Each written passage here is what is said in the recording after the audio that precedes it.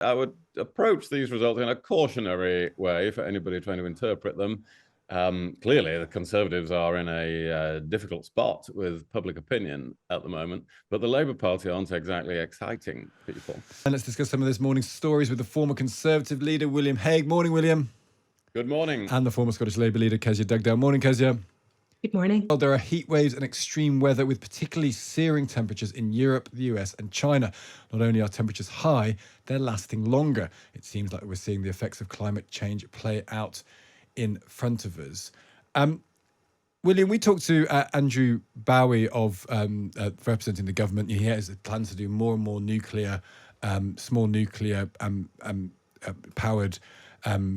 What are they called? They're small modular reactors. Reactors. That's the word I'm groping for, William. Thank you very much. Reactors. And he was saying this is good for the environment. But the point I made to him was that lots of people in his own party, William, don't think net zero is important. Lee Anderson doesn't think it's important. Kemi Badenoch doesn't think it's important. There's pressure on Rishi Sunak all the time to say net zero doesn't matter. We're pursuing it too quickly. We should be dealing with the current problems rather than problems down the line. Is there an issue, do you think, in the Conservative Party about how to tackle net zero and therefore climate change? Well, I don't think there's much of an issue. It's a fair question, but I think it's nothing like the American Republican Party or the Australian Liberal Party, which is their version of the Conservatives, where there are still a lot of people who seem to doubt the science of climate change. I don't think that's the case in the British Conservative Party, like in European Conservative parties in general. There might be a few people, but really the evidence is so overwhelming, the science is so overwhelming, the events that are happening now around the world are so obvious that I think the great majority of people across all political parties in Britain accept that we have to go for net zero. And there isn't really an economic choice here. You know, if you look at Greece and Spain and Italy now, and if those temperatures become common, well, that is going to change all the future patterns of tourism and where you can grow wine and anything like that. It will affect many, many different businesses.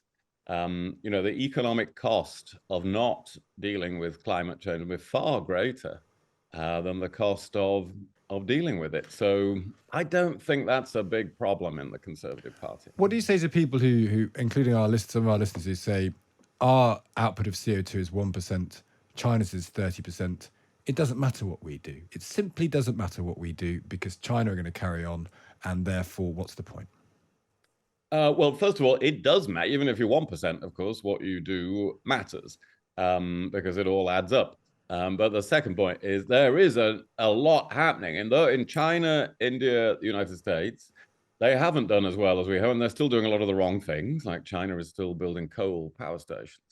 But the investment in green technology is also colossal in those countries. In wind and solar power, China dominates the production of solar cells and solar panels because it's invested so much in that. So we shouldn't use as an excuse for any inaction on our part that other countries aren't doing enough. There is a lot happening around the world. It's just not quick enough at the moment. And the scientists have given us the final warning. What is happening around the world constitutes the final warning now. Kezia, how much of this pressing issue is this for you when you think of politics, you think of the future? Does the issue of the environment occur to you very high on the list of priorities? Because I think for many people, it comes down the list of priorities because they're dealing with day-to-day issues all the time, which are not connected, at least directly, to climate change. And that's demonstrated by the polling stick. I mean, if you ask people whether they care about climate change, whether they believe in net zero, whether we think we need to do difficult things in order to reach those targets, they say, of course we should. But then if you ask them to rank that in a priority list, they're always going to put their own financial independence and security, the cost of living ahead of that. And that's actually why I think the next general election is going to really poorly serve the issue of climate change, because all the things we need to do to address it are really hard retail politics, like changing gas boilers in our houses, not buying petrol cars, moving towards electric cars. All these things require huge government subsidy, which doesn't appear to be there, or the political parties aren't prepared to spend it. So I think actually our political culture is going to further drive down the priority of climate change at a time when we really need it to be addressed. And you can see this, can't you, Kezia? I'm struck by Keir Starmer, saying he doesn't like tree huggers. And then when he was talking to Asma a couple of weeks ago, we just had the Just Stop Oil supporting Dale Vince, and we played the clip of Keir Starmer going out of his way to say that Just Stop Oil were sort of disgraceful and arrogant. It seems that there is a certain constituency that Keir Starmer feels he needs, which means he can't be too green because he thinks that might put some people off. Yes, and that constituency might not be that small stick. It might be a huge chunk of the country, actually. And one thing you can bet your last pound on right now is that both political parties are focus grouping the public within an inch of their life. I know we'll come on and talk about the by-elections shortly, but the words coming out of Keir Starmer's mouth will have been tested and tried against key groups of swing voters, and they're likely to be head nodders. They're likely to be things the public want to hear. Speaking out against the protest of Just Stop Oil, I think resonates with the public mood, even if everybody collectively shares the desire to address climate change. Just before we move off the subject, have you changed your behaviour in any way? Because that's the other thing we've been trying to say. What are people doing? What can people do? Have you done anything? Do you do anything differently now, Kezia, because of environmental concerns?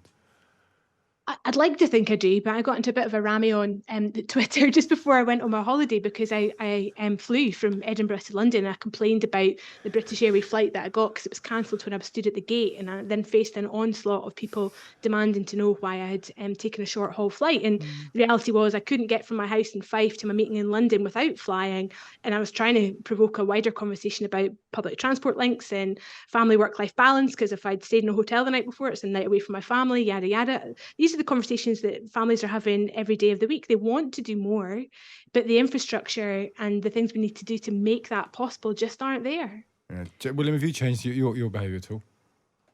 Yeah, I'm not claiming to be perfect in any way on this or anything, but I have planted a huge number of trees. I do have some land in Wales, and I've planted thousands and thousands of trees. Keir Starmer can come and hug one, actually. So he could hug thousands of them. I could really teach him about trees because he obviously needs educating about. And I take great exception to his recent comment.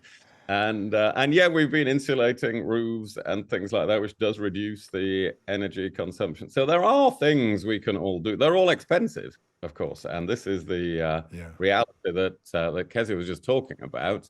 They are expensive. This is inherently expensive, inherently inflationary. But that is a reality that everybody's going to have to. Do you think we should focus on the environment, even if it's inflationary? Well, there isn't really a choice, you see, because think of how inflationary it is for there to be mass migration all over the world from areas that have become too hot to live in, and for some economies to collapse and countries to run out of water. That's very, very inflationary. So it's only a choice between the lesser of evils here. There is no way of sticking your head in the sand and this going away. Many of you have been getting in touch actually about what you're doing, because I said at the beginning of the programme it's a kind of overwhelming problem, especially when you hear about the heat waves around the world. And Bobs has got in touch on Twitter. I walk or cycle short distances, 2 to 3 miles instead of driving. I buy secondhand clothes whenever practical. I take lunch to work in a reusable sandwich wrap. I buy local meat. I grow my own veg. I buy eggs from local small holdings. It's possible, says Bobs. And there'll be some people that scoff at that and say, well, that's not going to make a dent. But these are probably good things to be doing anyway. We're going to move on and talk about Alzheimer's now, because there is some good news. Trials show that a potentially game-changing drug is effective against Alzheimer's disease. Results showed that donanemab slowed decline by up to 60%, and charities say it gives us hope that Alzheimer's can be treated like diabetes or asthma as a long-term condition. Now, in the Times, there's a great story of Myra Garcia, a 62-year-old in California whose Alzheimer's has been slowed. Earlier, we spoke to Professor Sir John Hardy from UCL. He said the NHS now needs to focus on finding people who could benefit from the drug. We need to get better, particularly, for example, at identifying people with Alzheimer's disease earlier in the disease process. We don't want to be identifying people when they're severely demented. We need to be identifying them before they start their cognitive decline. And you started the piece by discussing a patient who obviously was very early in the disease, who was taking one of these drugs and was very happy with her outcome. We need routinely within the NHS to be identifying patients as early as that lady was identified.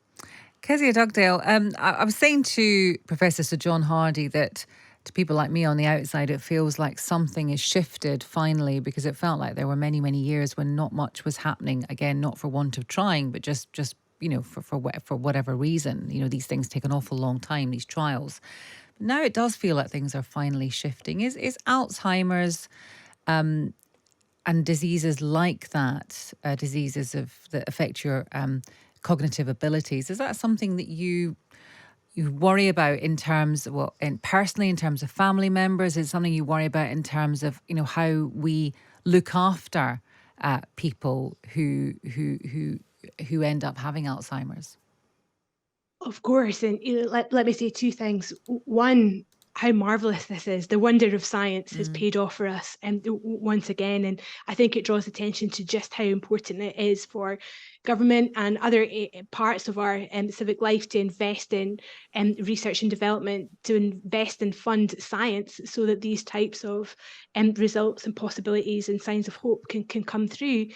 But secondly, this is absolutely critical that we find means to address Alzheimer's, because our population is ageing, and as a consequence of that, the demands on the NHS are going to grow exponentially over the next 20 or 30 years. And I think this really is a great example of how the NHS, which was born out of the Second World War to, basically fight disease, needs urgent reform so that it can fight old age, because that's going to be the biggest draw on it in the future, is the number of elderly people. And people will say, well, this drug's going to cost so much more money, or if new screening programs are going to cost X amount and we don't have it. This has to be viewed as preventative spend, because without this screening, without these developments, we will pay the cost in a different way, a much greater amount of people living longer and degenerating slowly, vast numbers of people with life-limiting conditions that take a very, very long time to really bed in. This is wonderful development. William Hague, I think I'm right in saying that David Cameron was very invested in increasing funding for research into treatment for Alzheimer's, for dementia. He was he was at the forefront of that, and he's still talking about it actually to this day. Where do you see, where do you kind of stand when it comes to spending more of the money that we don't seem to have that much of on something like this? Well, you're right. David Cameron really pushed this as Prime Minister. He was really doing that more than 10 years ago. And that sort of effort has paid off here in some really important breakthroughs. But you're right about the spending. Now, this is the challenge on this and on other medical breakthroughs that are coming down the line. Now, there's a lot of them, which is good news, that are fairly imminent over the next few years. But that means you have to switch over from spending all the money on treating people who are already ill to working out who's going to get ill and treating them early.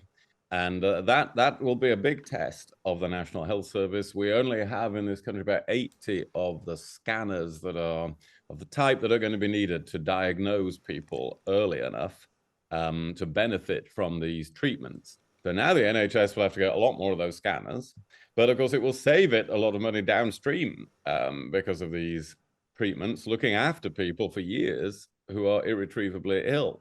So that sort of switch over to preventative policies that Kezia was just mentioning, that's going to be critical. That's one of the big tests of the NHS, I think, over the next few years. The general election may be more than a year away, but Rishi Sunak faces another test on Thursday, with the Conservatives defending 3 seats in by-elections.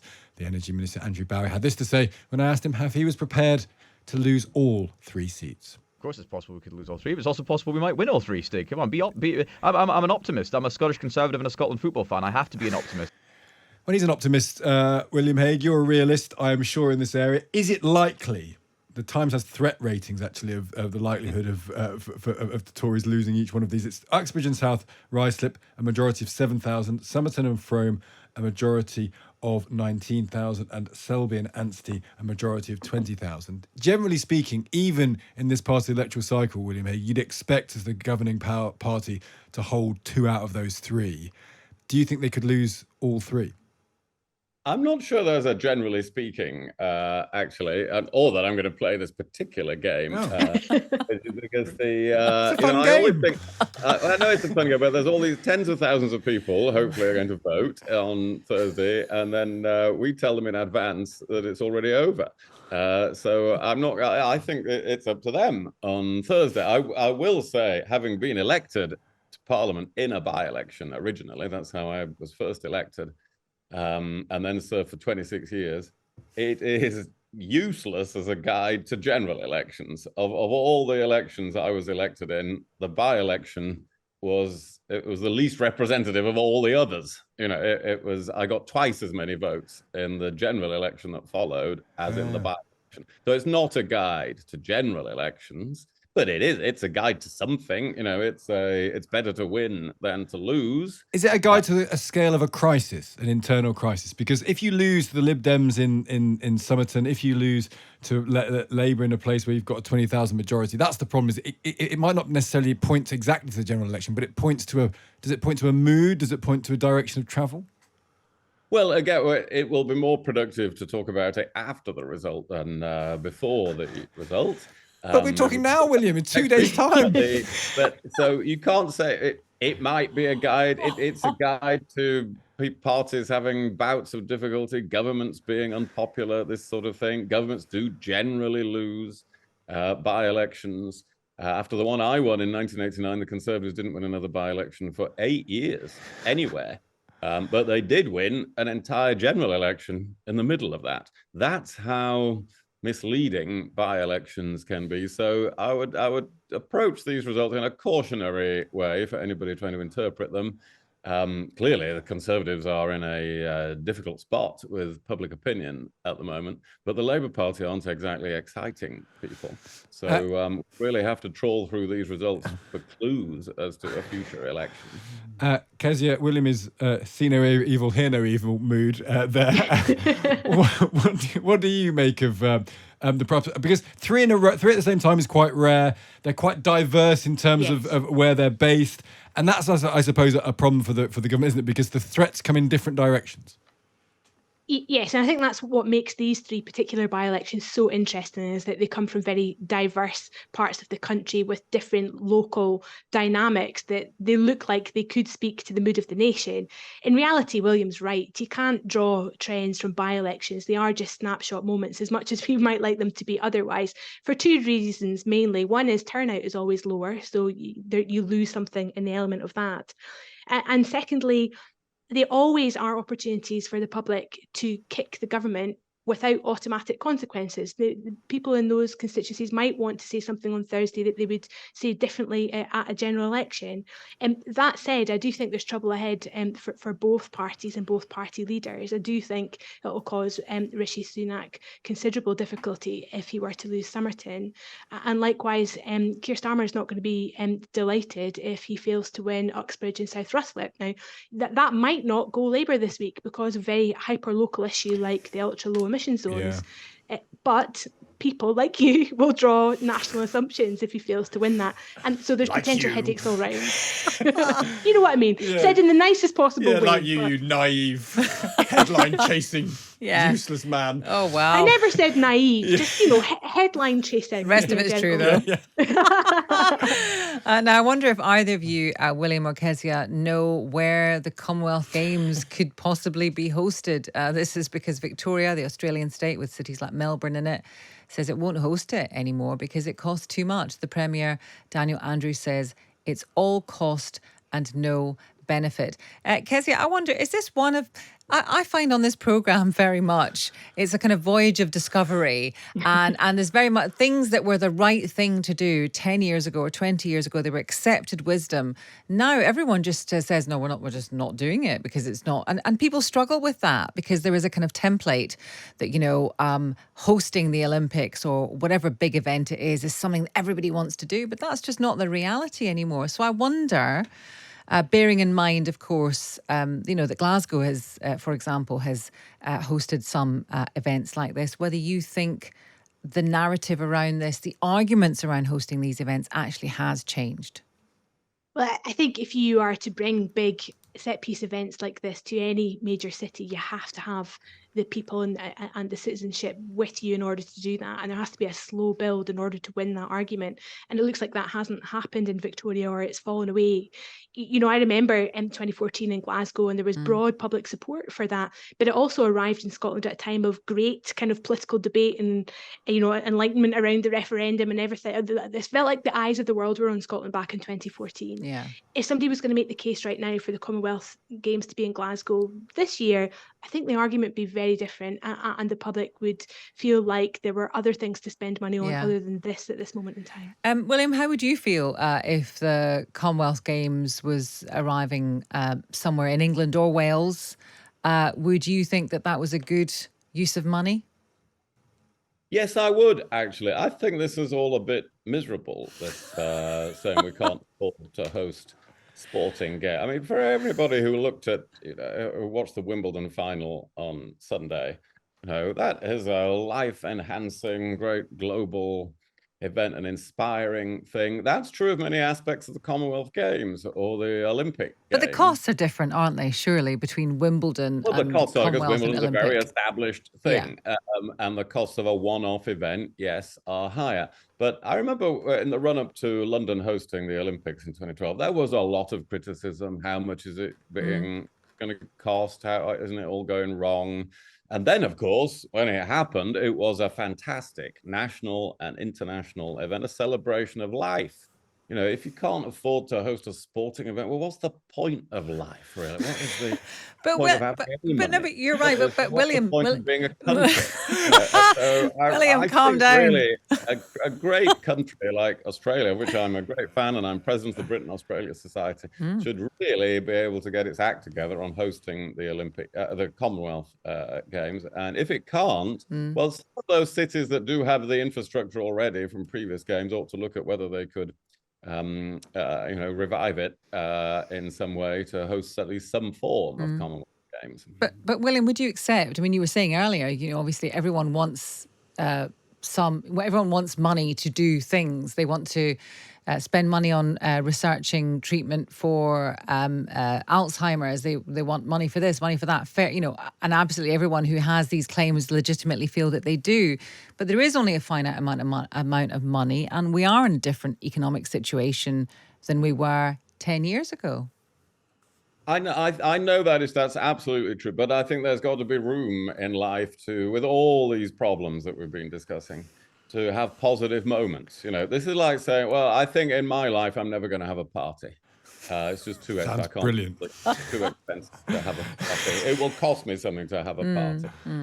I'm going to cut that out. Well, that's several billions, though. What a miserable existence. So, no, I think big sporting events, countries have got to find their way to host them. And it's a great pity that this is happening in this case. And I hope somebody else is able to step in Australia or elsewhere. Well, we're going to speak to the opposition Liberal Party in Victoria, the leader of the opposition Liberal Party in Victoria, John Pesutto, after 9:30. But there's a definite split that's emerged there between Kezia and William on the finances of hosting big events. So thank you to both of you. That was Kezia Dugdale, of course, and William Hague. What's the point of being a country if you can't host the Commonwealth Games? That's punchy from William Hague. When you mentioned the party thing, that's exactly my thinking. It costs money. It's not worth doing. Don't have the party. I think if you had a party, it wouldn't cost very much. Well, no, it'd just be me and my wife having yeah. So there you go. But if you had to have the party, Stig. It's not worth the cost-benefit analysis. Also, we talked about climate change. Should we be flying people all the way to Australia to go and run and jump in games that no one cares about? The substitute Olympics that is the Commonwealth Games.